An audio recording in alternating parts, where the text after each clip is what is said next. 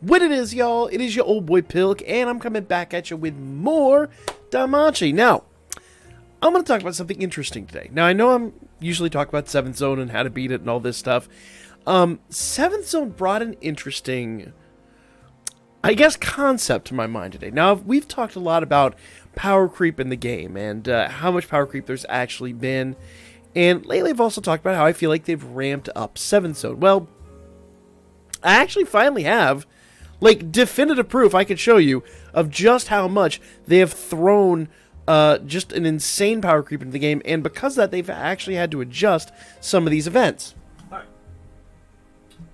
So grabbing my phone, which I should have already had in my hands, but I didn't, let's go into Earth Zone and let's look at this. Now, first things first, obviously you want to build a win team for this. I've got Fia, I've got Ryu, and I've got Finn on this team. So this team is pretty stacked. This is a pretty beefy team. Not the best of the best, but definitely will hold their own. No questions asked. Now, what I'm going to do is I'm going to go ahead and put Haruhime on the back and put Finn in the front. It's not going to make a huge difference in my run, but I'm going to show you something really interesting I happen to notice here. We'll see if it happens again.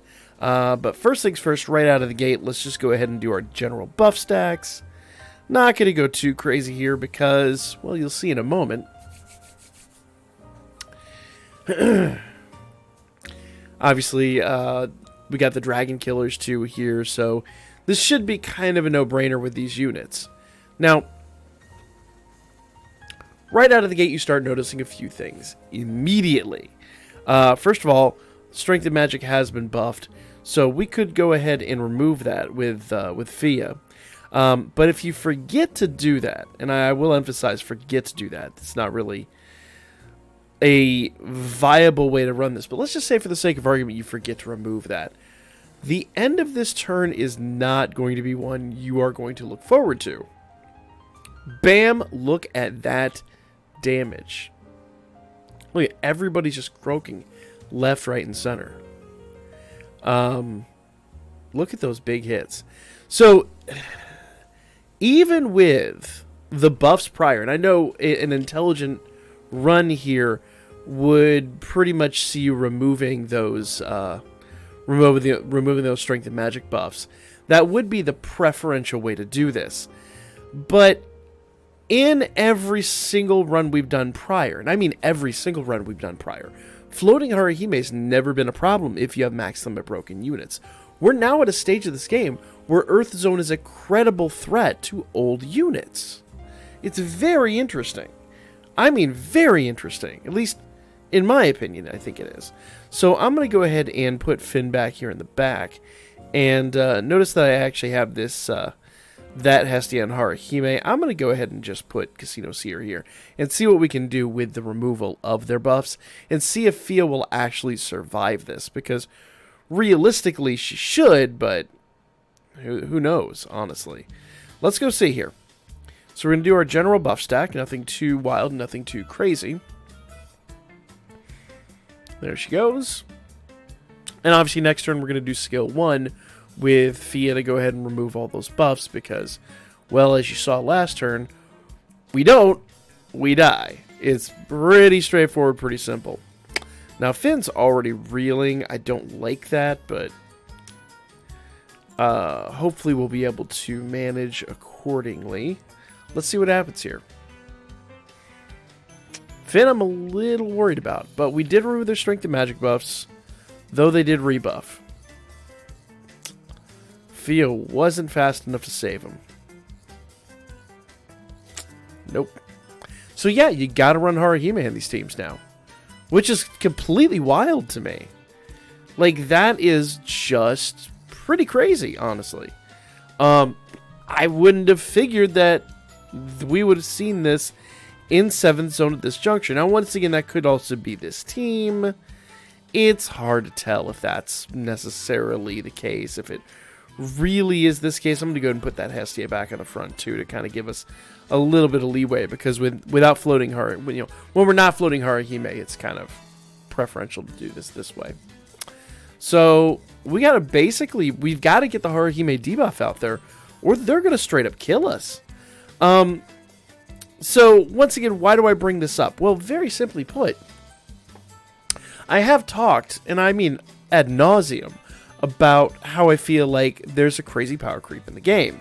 And when I say that, I mean, like, for the first couple of years of the game, you had a couple of units that were OP, but everybody stayed fairly useful. Now, we've talked a lot about collab units and you know, what units are coming to the game and things like that. But realistically, the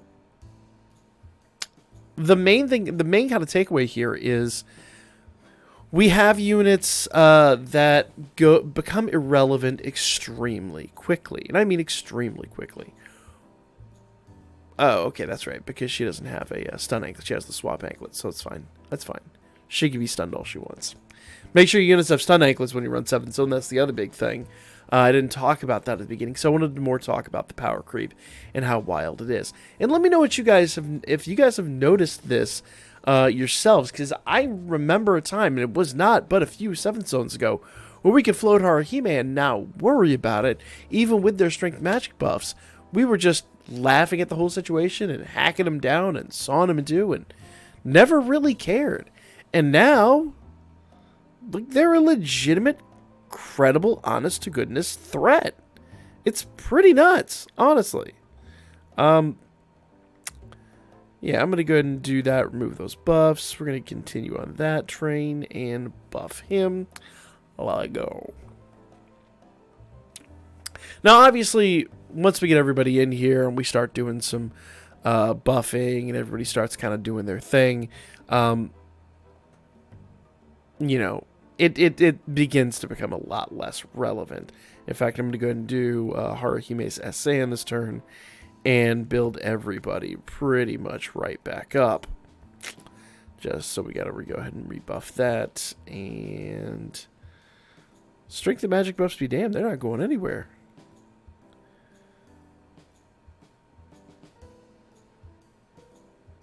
Well, that's interesting. So the strength and magic buffs never seem to leave. Huh. Very wild. Very wild. But let me know what you guys think, because I'm going to be honest here.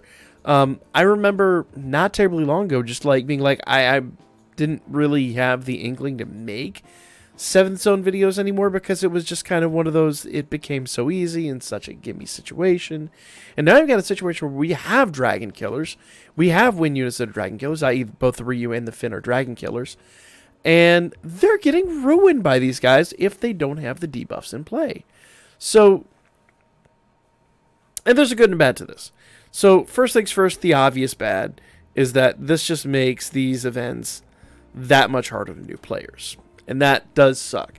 Weapon Ascension is a really important, critical role in this game, especially for any of the major PvP and PvE elements.